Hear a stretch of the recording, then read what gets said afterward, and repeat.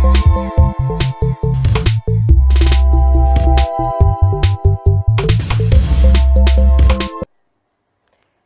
everyone, how are you today? I'm Liliana Amaro in another edition of Learning to Sleep. We are going to talk about the famous crying it out and against the self-settling.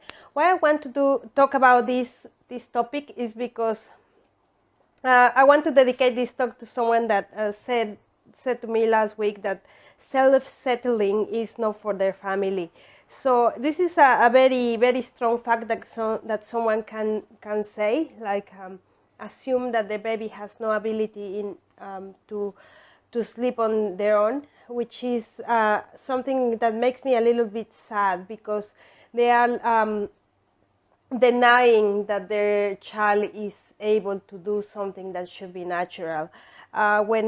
When you or when someone tells me my child is not able to self-settle, he depends and needs to depend on me, it's a little bit a statement that makes me feel a little that the mother is a little bit selfish, because she's not giving the opportunity to the child to develop the skill. Okay, this skill, some children are born with the skill, and you don't need to teach them, you don't need to allow them anytime, they know it. It's just like self-settling is pretty much like learning to walk. Okay, when someone is learning to walk, you need to give them a hand sometimes, put them in the right direction, let them try a few times, and then finally they will get to the point when they can stand and they can take steps on their own. Same thing with self-settling. Some children are actually craving for these self-settling skills. They are tired of being rocked, tired of being held, tired of being pushing the prams, tired of being sleeping in different positions, in the top of the mother, in the middle of the parents. Sometimes these facts or these positions, these situations are the ones that are not letting the child sleep for longer. So there is no such a thing as when someone tells you need to teach self-settling, or you need to let your child self-settling, it does not mean you need to let your baby cry out for a little bit until they sleep, or while the fact is you need to guide your child and put your child in bed in the precise moment when they need to sleep. So why? So they learn to sleep, they find their position. But there are a lot of parents out there that don't believe that the child can find their way to sleep, and it's really hard. It's really hard for everybody to understand this, and I understand more for first-time parents. It's something that perhaps sounds impossible. And this is something that I always get when I'm explaining and I'm having my video calls with the parents that are already into a plan and ready to start a program with me. The first thing they say, but what is going to happen when I put them in the car and they start crying? This is the first thing that the parents tell me. I say, why do you, before you even try, before you even give your child the opportunity to sleep at the right time, in the right place, with the right environment, you're telling me your child is already failing? You don't believe in your child. Or why don't you think the positive? Tonight, okay, tonight when I'm putting my child in his bed and he's so happy and he's going to fall asleep, we always approach this situation with a very negative view, negative side of it, because we believe that our children can do it. And believe me, this self-settling is a natural process. It's a process that we all have, and we all need to develop somehow. No, because perhaps the fact that you have teach your child different ways is not allowing him to or allowing her to find these ways to rest and settle peacefully. You need to be always positive, you need to be always calm. And let me tell you something. One of the keys to achieve a very positive self-settling techniques is to have a routine and follow precise times every day. Training and trial is always something that is going to make you go into the right path for a self-settling. It sounds really, really easy when you say it, perhaps, or when I say it, Liliana, but you don't know my child. You know, my child is very, very strong, very willing, and then as soon as I get into the room, he starts screaming. But why is this? Why is this? It's because perhaps he's a very, very foreign person to that room, very foreign person to that cot. He never sees the cot before he's going to sleep. He never gets the opportunity to recognize where he's going to sleep, where are the boundaries. He doesn't know the smells. He doesn't know that peaceful place that is the bed, well, a cot of bed. He hasn't taken this into his own ownership, I will say. It's very, very, very fascinating when you make that a child enjoys to be in their bed. They like their place, they know there is their pillow, they like their blankets, they like their space where they sleep. But the only way the children can get to this point is when you are giving their opportunity. It's exactly the same the time when you try your child to eat a little bit of broccoli. What happened that time that you offer a piece of broccoli? Your child will look at it and he will say, no, I don't like this. I don't know what it is. Do you give up? Do you ever in your life, for the first time, your child is refusing, or perhaps he's crying because you're trying to feed him a piece of broccoli, give up? No. Why not? Because you know that's a healthy piece of vegetable that he needs to eat. And if he eats it, it's going to be healthy and he's going to enjoy and he's going to have all these benefits. Same thing happens to self-settling.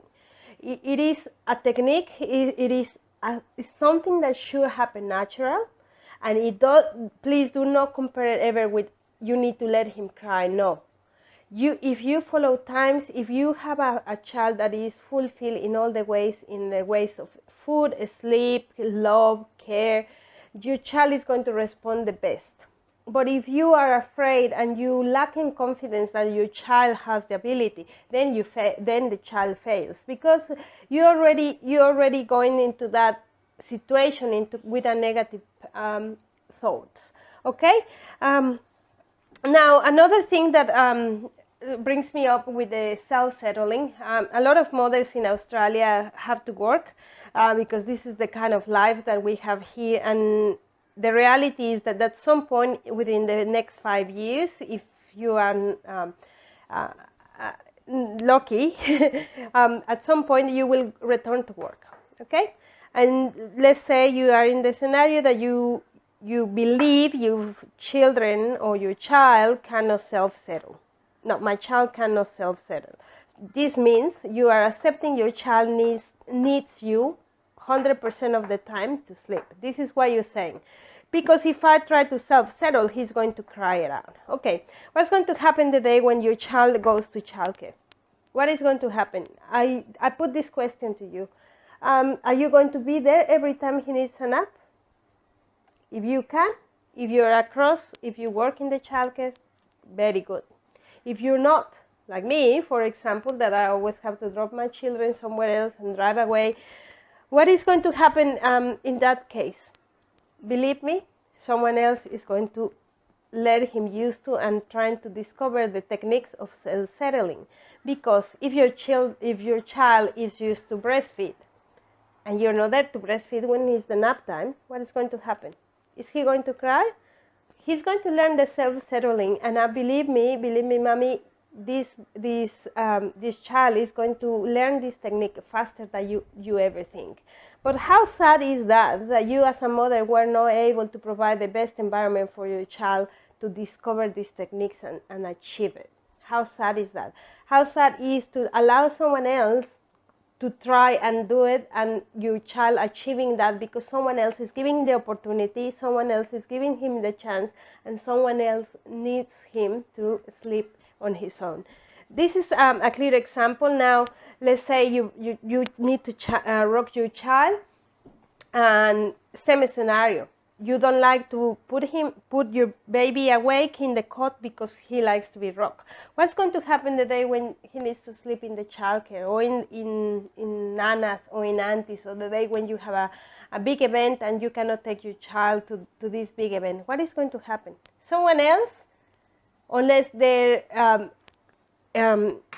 allocated for the fully care of your child and can be dedicated. If it's the nanas, yeah, I can guarantee you the nana is going to rock and longer than you and faster. Some nanas are not able because they're already sick, they're already old, so they have to put the child in the cot awake. What is going to happen? Well, here is a clear example. You are giving the opportunity to someone else that is not you to try to give the opportunity to the child to learn themselves settling. This is something that makes me really sad, because as a mothers we should be able, we can provide the best environment, the best times, the best love for this ability to happen, but we don't allow it because perhaps we are a little bit anxious, perhaps we are a little bit tired. So I want you, mommy, to do a little bit of reflection on this and believe that you can do everything, you can achieve everything, and you are the guide of your child. You are the one that needs to give them the best skills in life, no matter what they are. You need to provide your child with the strongest techniques and abilities that is possible. Okay, remember, self-settling is a natural ability that we all have. We need to just discover the ways, and we are going to achieve it. You as a parent, as a mother, are the best providers of this, the best environment. Nothing better, nothing more safe that is at home. When you allow someone else in the childcare to do it, or you just don't even want to think about it, you just want to leave your child and walk away, and my child cannot self-settle, but I'll see how I go. You are giving someone else the opportunity. Perhaps your child is going to go through a very rough time. You don't know that. Perhaps it's going to be easy. Perhaps that's the only thing he needs in order to start sleeping better. Okay? This is all I have to you. Crying it out is not the way. It's not my way. It's not what I say when you need to achieve self-settling. There is some protest. There is adaptation periods for the children that they don't know their cot or their environment for sleep. There will be some adjustments. There will be some, perhaps if there is not the correct time to put them to sleep, there will be a little bit of whinging, a little bit of protest, a little bit of anger, but you need to guide your child into the best possible scenario, okay? Well, this is all I have for you today. Thank you so much for listening, Learning to Sleep, and see you next week. Bye.